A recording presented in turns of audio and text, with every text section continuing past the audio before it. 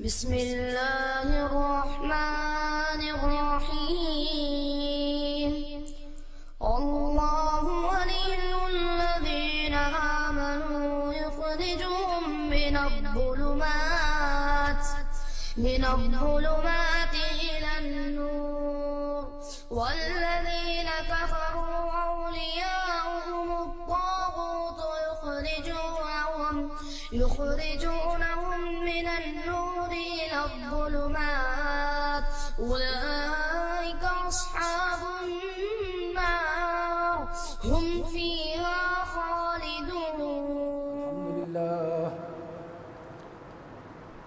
अल्हम्दुलिल्लाह नहमदुहु व नस्तईनुहु व नस्तगफिरुहु व नु'मिनु बिहि व नतवक्कलु अलैहि व नऊज़ु बिल्लाहि मिन शुरूरि अंफुसिना व मिन सय्यिआति अमालिना।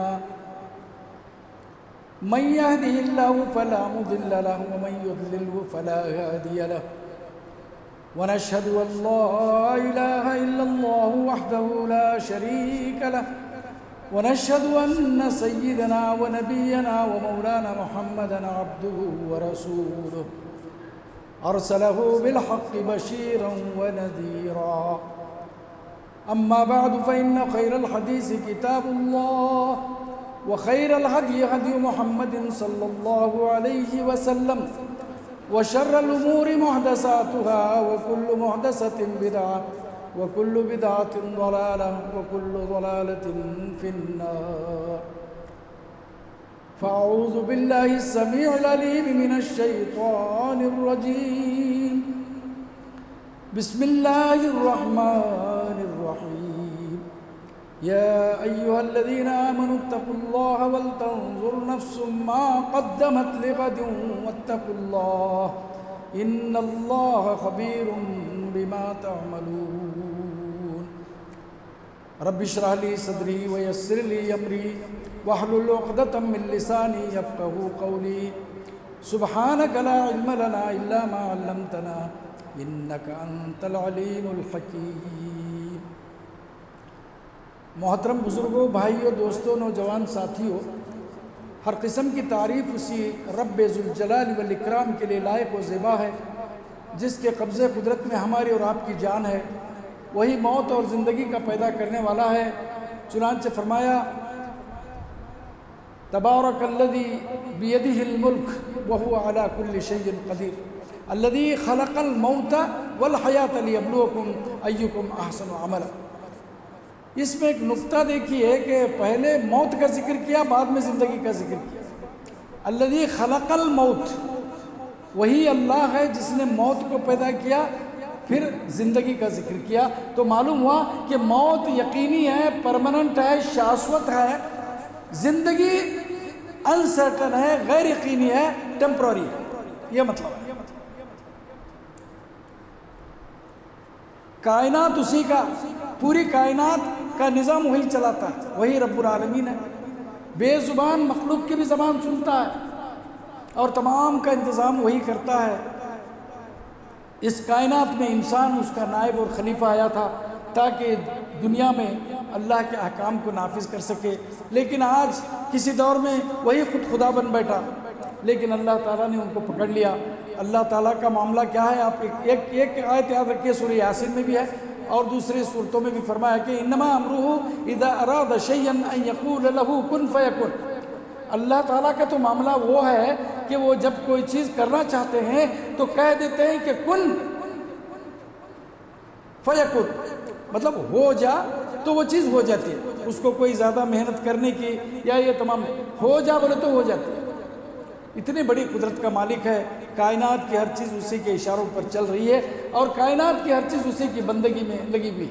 लखों का रंगिदला महदूद दरुद्दुस्सलाम नाजिल हो जो जनाब मोहम्मद अरबी सल्लल्लाहु अलैहि वसल्लम पर कि आपने जो रास्ता डाल दिया, जो तरह डाल दी, उसी में निजात है, उसके अलावा में निजात नहीं है। और जो लोग चले उनको मालूम हुआ कि निजात इसी में है। आपने ज़िंदगी और मौत का फ़लसफ़ा समझा और ज़िंदगी का हर गोशा, तिजारत कैसे करना है, हुकूमत कैसे करनी है, सियासत कैसे करनी, जमहूरी निज़ाम भी आपने बताया। जमहूरी निज़ाम हज़रत मोहम्मद अरबी सल्लल्लाहु अलैहि वसल्लम के विसाल फरमा जाने के बाद उम्मत मुस्लिमा ने वोटिंग किया, इलेक्शन करके हज़रत अबू बकर सिद्दीक़ को अपना अमीर और अमीरुल मोमिनीन खलीफा मुंतखब किया। जमहूरी निज़ाम वहीं से शुरू हुआ। तो बहरहाल लोग कहते हैं कि आज दुनिया का सबसे बड़ा लोकतंत्र है, ये है वो है।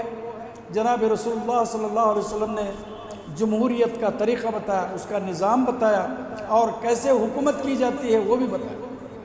बहरहाल लखों का रंगीन महदूद दरूद सलाम नाजिल हो जी उस मोहम्मद अरबी सल्लल्लाहु अलैहि वसल्लम पर। इस हम्द व सलात के बाद आइए, मैंने व्हाट्सएप में आपने देखा होगा कि रोज़ महशर अर्श के साये तले कौन से वो खुशनसीब हैं जिनको जगह मिलने वाली है, ये कंसेप्ट है। इसके लिए मैं ज़रा सा तमहीद बांध लूँ। कुरान मजीद हमारे पास है, इस कुरान मजीद में 114 सूरे हैं। इन 114 में कुछ मदनी हैं और कुछ मक्की सूरे हैं। मक्की सूरतों का सेंट्रल आइडिया, मरकज़ी ख्याल क्या है? पूरे मक्की सूरतों का सेंट्रल आइडिया तौहीद, रिसालत व अस्बादल मौत। मक्का के जो भी मक्की ज़माने, मक्की सूरत किसे कहते हैं पहले वो जान ले आप। जनाब रसूलुल्लाह सल्लल्लाहु अलैहि वसल्लम पर वही नाजिल हुई रमज़ान मुबारक की लैलतुल क़द्र में गार हिरा में, जब आप मक्का में थे। हिजरत करने तक जो कुरान नाजिल हुआ उनको मक्की सूरत कहते हैं। हिजरत करके आप मदीना जाने के बाद में विसाल फरमाने तक जो सूरत जो आयत नाजिल हुई उनको मदनी सूरतें कहते हैं। ये मक्की और मदनी सूरतों की तरतीब भी आप ही की बताई है। जनाब रसूलुल्लाह सल्लल्लाहु अलैहि वसल्लम फरमा इस आयत को यहाँ रखो, इस सूरे में रखो, ये सूरा मक्की है, ये सूरा मदनी है। फौरी लिख दिया जाता था, वो बहुत महफूज है। तो मक्की सूरतों का सेंट्रल आइडिया क्या है? तौहीद, अल्लाह की तौहीद पर मुख्तलिफ मिसालें और ताकीद दी गई। रिसालत, अल्लाह के रसूल सल्लल्लाहु अलैहि वसल्लम अल्लाह के रसूल बरहक रसूल बंदे और पैगाम्बर हैं, इस पर बात हुई। बास बादल मौत, मरने के बाद दोबारा ज़िंदगी। मक्का वालों को इसी पर शक था। मक्का से पहले भी बहुत से लोग बोलते थे कि भाई कैसे मरने के बाद में दोबारा कैसे ज़िंदा हो तो मरने के बाद दोबारा ज़िंदा होने पर भी बातें आ गई। बाकी मदनी सूरतों में अहकाम, इबादत, मुआमलात, हुदूद, तमाम तफसीलात इसके अंदर जुज़ियात आ गए हैं। निकाह, तलाक़, खुला वगैरह के, इला के, ज़िहार के अहकाम वगैरह मदनी सूरतों में आए हुए। तो यहाँ मक्की सूरतों में क्या है? बास बादल मौत, मरने के बाद दोबारा ज़िंदा होना। जैसे कि मैं शुरू ही में कहा कि मौत शाश्वत है, ज़िंदगी टेम्पररी है।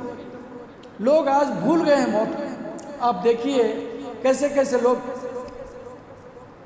भूल जाते हैं। और अभी पिछले दिनों कोरोना के अंदर हमारे शहर में कभी सोचे भी नहीं थे वो लोग, लेकिन क्या है कि दाई अजल को लब्बैक कहकर चले गए। कब इसकी मौत आएगी? इज़ा जाअ अजलुहुम ला यस्तअखिरून सअतुम वला यस्तक़दिमून। जब किसी की मौत का वक्त आ जाता है तो एक लम्हा की भी देरी या ताख़ीर नहीं की जा सकती, या उससे पहले भी उसकी मौत नहीं आती। तो बहरहाल मर जाएगा इंसान, तो उसके बाद में कब्र के बाद मैदान महशर कायम होगा। क़यामत के बारे में बहुत सी आयतें हैं कुरान मजीद में। इक़्तरबतिस्साअतु वन्शक़्क़ल क़मर, करीब आ गई क़यामत। इक़्तरब लिन्नासि हिसाबुहुम वहुम फ़ी गफ़लतिन मुअरिज़ून। इक़्तरब लिन्नासि हिसाबुहुम, लोगों के हिसाब किताब का दिन करीब आ गया और वो गफलत में पड़े हुए हैं, उसका कुछ हिसाब किताब नहीं। तो मैदान महशर होगा। मैदान महशर का मतलब क्या है? महशर के माने जमा करने वाला, हशर या हशर, हशरन के माने जमा करना, उठाना। आदम अलैहिस्सलाम से लेके आखिरी इंसान जो मरेगा ना रुए ज़मीन पर, जितने भी इंसान हैं उन तमाम को अल्लाह के हुजूर पेश किया जाएगा। वो दिन मैदान महशर है। मैदान महशर का एक खाका ये है कि वहाँ सूरज डूबेगा नहीं, वक्त रुक जाएगा। अब जो है हर लम्हा बलम्हा, फ्रैक्शंस ऑफ सेकंड चल रहा है। इसी को कुरान ने सूरह रहमान में फरमाया, कुल्लु मन अलैहा फ़ान व यबक़ा वजहु रब्बिका ज़ुल जलाली वल इकराम। जो भी इस रुए ज़मीन पर है वो उसको फ़ना है। फ़ना किसे कहते हैं? अरबी की मशहूर एक अरबी लुगत की किताब है मुअज्जम मक़ाइस लुग़ा, इब्न फ़ारिस की 4वीं सदी हिजरी में लिखी। उस अरबी डिक्शनरी की खुसूसियत यह है कि हर लफ्ज़ का एक्चुअल मीनिंग क्या है वो बताता है, ओरिजिनल माना क्या है। जैसे अस्सलात हम लोग बोलते हैं नमाज, सलात का एक्चुअल मीनिंग क्या है? दुआ। दुआ करने को सलात कहते हैं। तो फना का मतलब लिखता है, फना का मतलब ग्रेजुअली डिस्ट्रॉय, आहिस्ता आहिस्ता कोई चीज़ ख़त्म होने को फना कहते हैं। अब कायनात में हर चीज़ देखिए, लम्हा ब लम्हा, लम्हा ब लम्हा, हर इंसान मौत के करीब जा रहा है। ये सूरज है, सूरज निकला, मतलब आजकल 7 बजे निकलता है, समझ लीजिए 7 बजने के बाद 7:30 बजे देखिए, 8 बजे, 9 बजे, 10 बजे, 11 बजे, 12 बजे, 6, सवा 6, 6:20, 6:30 बजे सूरज डूब जाता है। लम्हा ब लम्हा ग्रेजुअली डिस्ट्रॉइंग, ग्रेजुअली कंक्लूडिंग, खत्म हो जाता है। इसको फना कहते हैं। तो क़यामत के दिन फना नहीं है, बका ही बका है।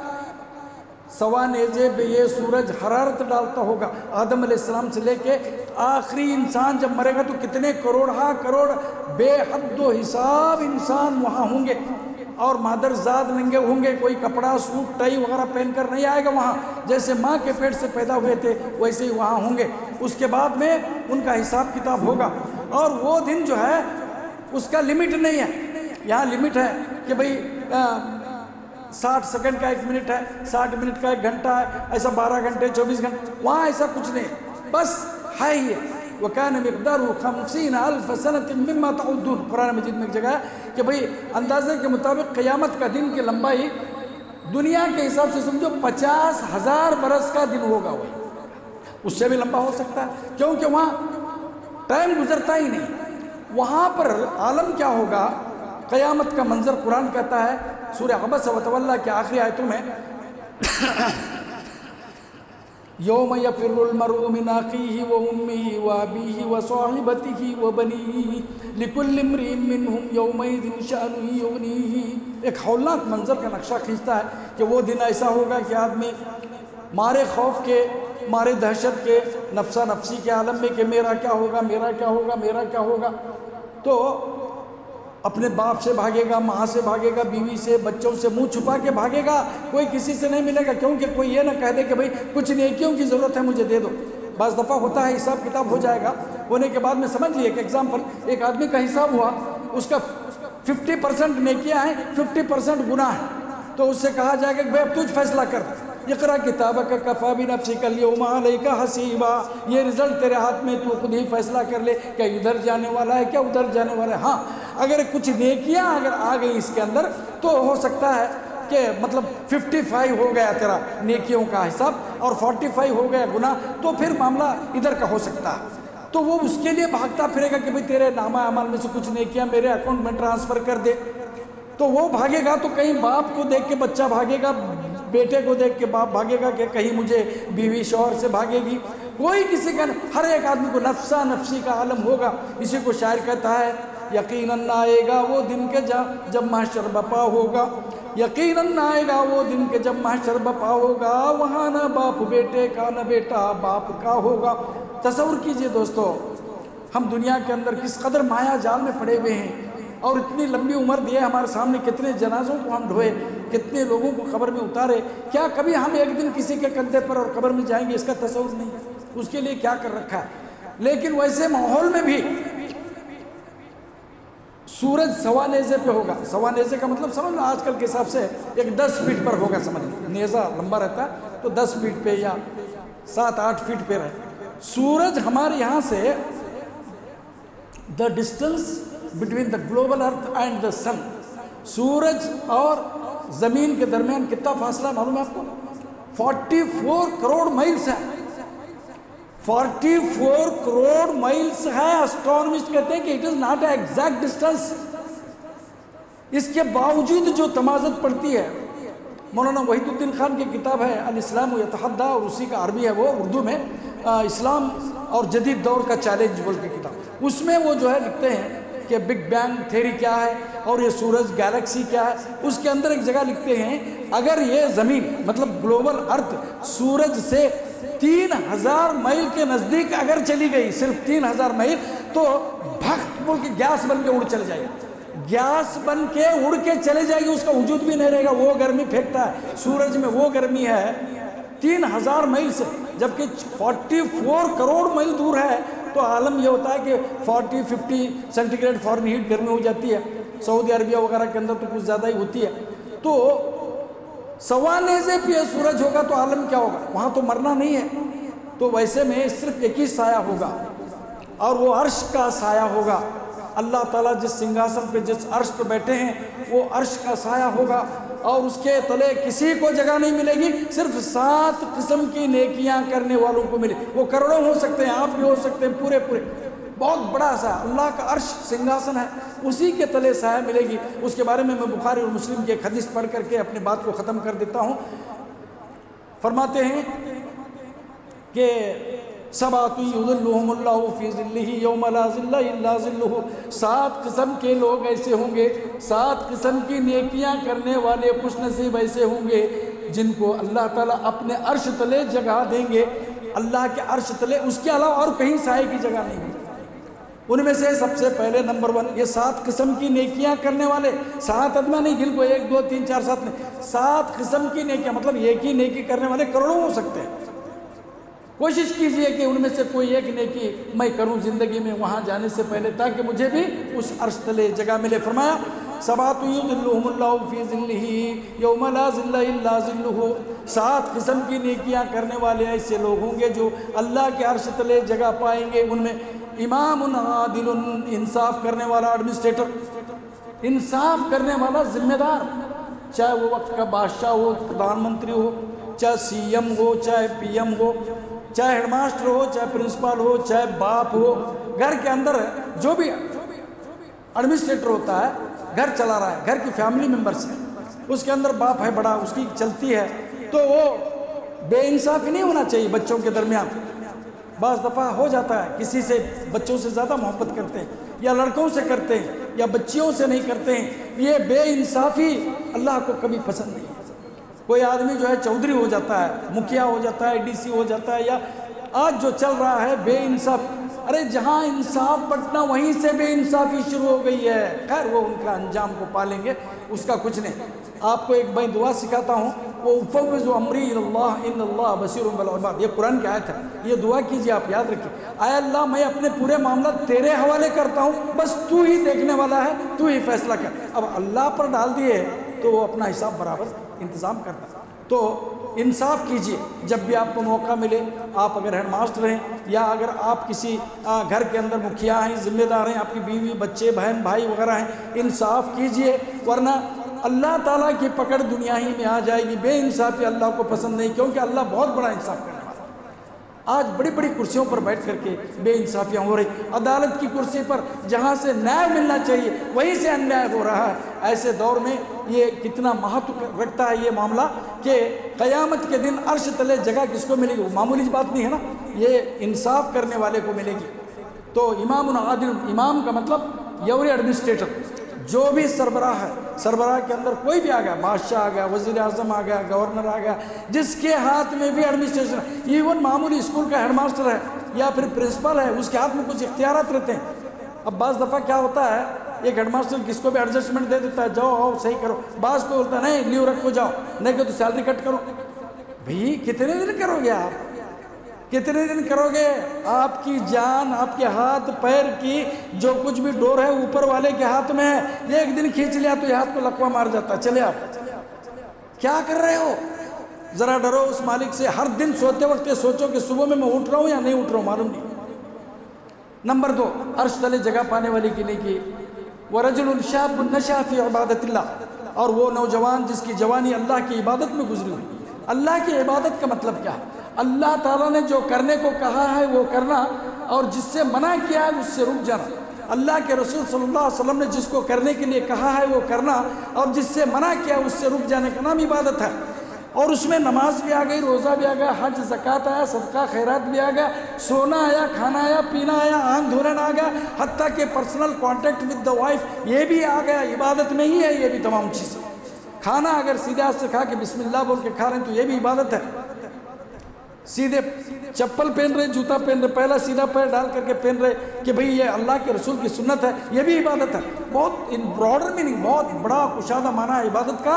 तो अल्लाह के और अल्लाह के रसूल के फरमान के मुताबिक ज़िंदगी गुजारा और इबादत के अंदर जो है उसने पूरी अपनी जवानी गुजार दी, तो समझ लो उसको भी अल्लाह ताला के अर्श तले जगह मिलेगी। नंबर 2। नंबर 3, वरजुलान तहब्बा फिल्लाह व तबागज़ा हत्ता इज्तमा अलैहि व तफर्रक़ा अलैहि। 2 आदमी ऐसे हैं, अगर दोस्ती की तो अल्लाह के लिए, दुश्मनी की तो अल्लाह की, कि भाई दुश्मनी क्यों कर रहे हो? बोले एक आदमी को कि भाई, एक आदमी को दावत दिया, कहा कि भाई नहीं आता मैं आपके घर को। भाई मैं क्या बिगाड़ा आपका? नहीं, आप सूद खाते हैं, आपका सूद का कारोबार, आप रिश्वत लेते हैं, महीना भर जो सैलरी आपको महीने के बाद आती है वो रोज़ाना आपके घर में आकर पड़ जाती है, इसलिए आपका खाना मैं हलाल नहीं समझता। हालांकि इससे बहुत मुँह काले होते हैं, लड़ाई होते हैं, जंग होती है, ताल्लुकात टूट जाते हैं, लेकिन दोस्ती अल्लाह के लिए, दुश्मनी अल्लाह के लिए हो तो वैसे आदमी को दुनिया में बहुत तकलीफें आती हैं। ये कोई मामूली बात नहीं है। समाज में बैलेंस रखने के लिए आदमी को मुलाजे में बाज़ दफ़ा मुर्दार भी खा लेता है, लेकिन अल्लाह ताला के अर्श तले अगर आपको जगह मिल रहा है तो ये करना पड़ेगा कि किसी से ताल्लुकात भी अल्लाह के लिए रखो और किसी से ताल्लुकात तोड़ भी लिए तो अल्लाह के लिए। नंबर 3, वरजुलुन क़ल्बुहु मुअल्लक़ुन बिल मसाजिद। एक वो आदमी है जिसका दिल मस्जिदों में अटका हुआ। मस्जिद में अटका हुआ का मतलब, मस्जिद है, नमाज पढ़े, चले गए घर को, उसके बाद खाना वाना खा के थोड़ी देर आराम किया, लेटा, देखा कि भाई असर की अज़ान हुई क्या, नहीं हुई क्या, टाइम है, मतलब कब मस्जिद को जाऊं, कब मैं मस्जिद के अंदर नमाज पढ़ूं। मस्जिद से एक लगाव हो गया उसको, मस्जिद से प्यार हो गया और मस्जिद के अंदर आने को उसे बड़ी खुशी होती है और मस्जिद छोड़ कर आना नहीं चाहता। वरजुलुन क़ल्बुहु मुअल्लक़ुन बिल मसाजिद। और ऐसा आदमी जिसका दिल मस्जिद में अटका हुआ, मस्जिद में जाएगा, दुआ करेगा, नमाज पढ़ेगा, कुरान मजीद पढ़ेगा, इसलिए कि उसको अर्श तले अल्लाह कहीं को जगह दे रहा है। मस्जिदें अल्लाह का घर है, दुनिया में सिवाय मस्जिदों के किसी को अल्लाह का घर नहीं कहा गया। ये अल्लाह के घर हैं, अल्लाह की दरगाह है। यहाँ आओ बोले तो नहीं आते, गैरुल्लाह की दरगाह को जाते। गैरुल्लाह की दरगाह को गए तो आपके जेब में जितने पैसे हैं वापस गाँव खाने टिकट को पैसे भी नहीं रहते, तो पूरे पैसे चले जाते। 5 रुपये का नारियल 50 को बिकता वहाँ पे, और यहाँ कोई आदमी नहीं। आप पानी तैयार है, ज़रूरियात के लिए इस्तिंजा खाने तैयार हैं, कोई फीस नहीं। आप बस स्टैंड में जाओ, 5 रुपये 10 रुपये लेते हैं आप, कहीं भी जाओ आप। लेकिन यहाँ नहीं है, मस्जिदों के अंदर वज़ू के लिए पानी तैयार है, चटाइयाँ बिछी हुई, नमाज पढ़ने के लिए फ़ैन लाइट लगे, कोई फीस नहीं ली जाती। बंदा अल्लाह की दरगाह में आता है तो लेने के लिए आता है, देना कुछ नहीं पड़ता है। अल्लाह के अलावा किसी गैरुल्लाह की दरगाह में चला गया तो वहाँ मिलता कुछ नहीं है, बस देते रहना है, देते रहना है, देते रहना है, देते रहना है। वहाँ एक पेटी, वहाँ एक पेटी, वहाँ हरी पेटी, वहाँ ये पेटी, उसके बाद में नारियल के, फिर फूल के, उसके, इसके, धागे के, देते देते देते देते अब बाहर निकल को आपको बस स्टैंड को जाना, बस को टिकट को पैसा नहीं होता आपके पास। ये अल्लाह का घर है। अल्लाह के घर के अंदर जिसका दिल लगा हुआ हो, अल्लाह ताला उसको अर्श तले जगह रखता है। और एक वरजुलुन तसद्दक़ बिसदक़तिन अख़फ़ाहा हत्ता ला तालमु शिमालुहु मा तुनफ़िक़ु यमीनुहु। एक ऐसा आदमी है जिसने अल्लाह की राह में खैरात किया, खर्चा किया, ऐसा छुपा के किया, ऐसा छुपा के किया कि भाई मैं जो खैरात किया हूँ, मैं जो दिया हूँ, अल्लाह के सिवा किसी को भी नहीं मालूम होना, बोल करके कि हदीस में आता है कि सीधे हाथ से जो खर्च किया वो बायां हाथ को नहीं मालूम होना, बोल के हदीस में। ये एक ताबीर है, ये एक अरबी ज़बान का एक उसलूब है। आदमी के ही होते हैं दोनों हाथ, यह हाथ को दिया तो यह हाथ को मालूम होता ही है, लेकिन मतलब छुपा रहा। आज आलम ये है कि लोग जो है खैरात वगैरह कर रहे हैं तो पहले, सबसे पहले वीडियो वालों को बोलते हैं कि भाई वीडियो रिकॉर्डिंग होनी चाहिए। हम जो है इतने किट दे रहे हैं और गरीबों को भी इधर बैठ के लाइन से बताओ, उनके फोटो ले रहे हैं, इनके फोटो ले रहे हैं, वो कर रहे हैं, पेपर के अंदर डाल रहे हैं, तो पूछे तो बोलते हैं नहीं भाई ये इंस्पिरेशन के लिए लोग दे देकर बोल को। खैर जो भी आपकी नीयत हो, इस हदीस में इतना है कि आप खैरात और सदक़ात, किसी की मदद करना है तो छुपा के करो, अल्लाह ताला की रज़ा मकसूद हो, अल्लाह राज़ी हो जाए तो इससे आपको अर्श तले जगह मिले। फिर फरमाया वरजुलुन ज़करल्लाह खालियन फ़फ़ाज़त ऐनाह। एक वो आदमी भी जो तन्हाई में बैठा था, जैसे मान लो सुबह 10-11 बजे मस्जिद में आ गया, यहाँ कोई नहीं रहता, 10-11 बजे कोई रहेगा मस्जिद का खादिम वगैरह, बैठ गया, बैठ करके ऐसे ही एकाएक उसे अपनी 10 साल पुरानी एक कोई चीज़ याद आ गई, घबरा गया कि अल्लाह मुझसे गुनाह हो गया था, पता नहीं मुझे क्या उसकी सज़ा मिलेगी, मेरा कितना बड़ा गुनाह है, अल्लाह तो मुझे माफ़ कर, बोल करके तड़प गया अपनी किसी गुनाह को याद करके और रोने लग गया। तो अल्लाह ताला को उसकी ये अदा इतनी पसंद है कि अर्श तले उसको जगह मिलने वाली है। वरजुलुन, देखिए एक वो आदमी ज़करल्लाह खालियन, अल्लाह को तन्हाई में याद किया, फ़फ़ाज़त ऐना, उसकी आंखें बह गई। अल्लामा इकबाल ने इसी को पता है क्या कहा? अल्लामा इकबाल का कलाम बड़ा ऊंचा। आज अल्लामा इकबाल को पढ़ने पढ़ाने वाले समझने वाले भी नहीं रहे दुनिया में, बस चल रही ऐसी ही चीज़ चल रही, नौकरी मिल गई, बात खत्म हो गई। कहते हैं मोती समझ के शाने करीमी ने चुन लिए, मोती समझ के शाने करीमी ने चुन लिए, कतरे जो गिर पड़े मेरे अर्क़े इंफियाल के, शर्मिंदगी के गुनाहों के डर से मेरे आँख से जो कतरे गिरे थे, इन कतरों को शान करीमी ने मोती समझकर चुन लिए। उसका वो मकाम है। उसके बाद आइए आखिरी में, वरजुलन दातहु इम्राअतुन ज़ातु हसबिन व जमाल फ़क़ाल अत्तक़िल्लाह। एक वो आदमी, ज़रा ध्यान से सुनिए, इसको मैं आखिरी में रखा हूँ। एक वो आदमी जिसको किसी बेइंतहा खूबसूरत जवान पैसे वाली बड़े ख़ानदान वाली औरत ने गुनाह के लिए बुलाया।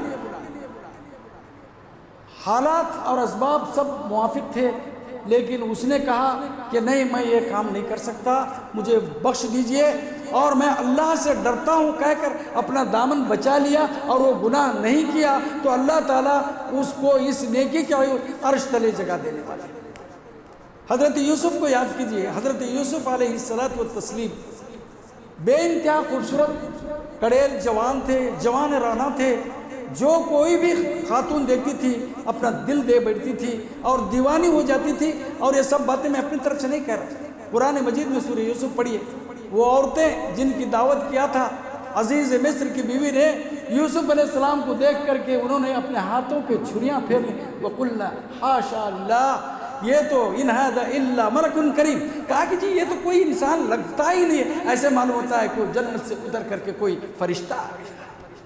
आशिक हो गई थी जुलेखा, तो बहुत पहले ही आशिक हो गई थी। और कैसे आशिक हुई मालूम है?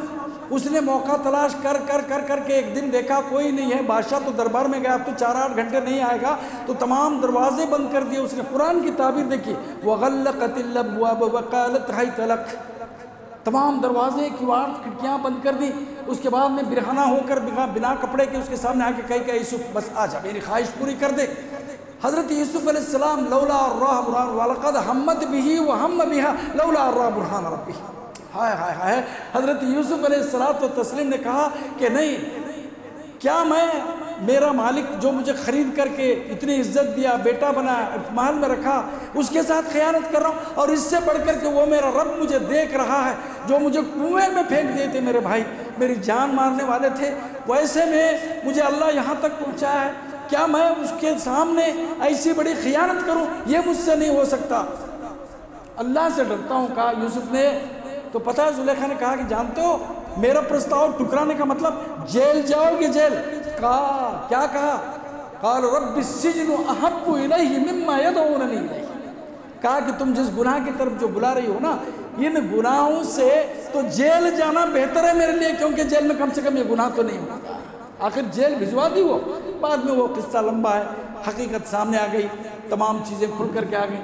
तो अगर आज के दौर में पर्टिकुलर इसलिए कह रहा हूँ कि आज से देखिए ये मोबाइल जो है 2002 के अंदर इन्वेंशन हुआ, डेट उसी से पूछना है तो पूछ लीजिए मुझसे। 2004 में कॉमन हुआ, MLA MPs मिनिस्टरों के पास रहता था, उसमें भी एक दुम वगैरह रहती थी और सच बोल के ऐसा बड़े शान से करते थे। उसके बाद होते होते तकरीबन 18 साल से है ये, लेकिन पिछले 10 साल से ये स्मार्टफोन आ गया। अब उसमें सब कुछ दुनिया है, सब कुछ है उसमें, जो लोग जानते हैं उसमें सब कुछ है। ऐसे में कोई आदमी ऐसे सिचुएशन में, जो बताया मैं, कोई किसी को बुलाए और वो कहे कि नहीं मैं ये काम नहीं कर सकता, मैं अल्लाह से डरता हूँ, तो उसको भी अर्श तले जगह मिलने वाली है, क्योंकि ये वक्त का यूसुफ का किरदार है। कोई भी आदमी किसी भी ज़माने में ये काम करे तो वो हज़रत यूसुफ अलैहिस्सलाम के कैरेक्टर और उनके किरदार का ये जिक्र है। मैं कहीं छोड़ तो नहीं दिया, इसलिए देख रहा हूँ कि मैंने इंसाफ करने वाला एडमिनिस्ट्रेशन का जिक्र किया और अपनी जवानी अल्लाह की इबादत में करने का भी जिक्र किया। दो आदमी आपस में मोहब्बत अल्लाह के लिए करें और दुश्मनी भी अल्लाह के लिए करें। अच्छा, और एक आदमी जिसका दिल मस्जिद में लटका हुआ है उसका जिक्र हुआ, और एक आदमी तन्हाई में अल्लाह को याद करके रो दिया वो भी जिक्र हुआ, और एक आदमी खैरात ऐसा किया कि वो सीधा हाथ जो खैरात किया उसके बाएं हाथ को ना मालूम, और एक आदमी जिसको एक औरत ने बुलाया गुनाह के लिए और उसने कहा कि नहीं मैं ये काम नहीं कर सकता और ये अल्लाह से मैं डरता हूँ। रवाहुल बुखारी व मुस्लिम, ये रिवायत में बयान किया और टाइम भी अल्हम्दुलिल्लाह कवर हो गया। तो याद रखिए ये जुमा के जो बयानात हैं वो हमें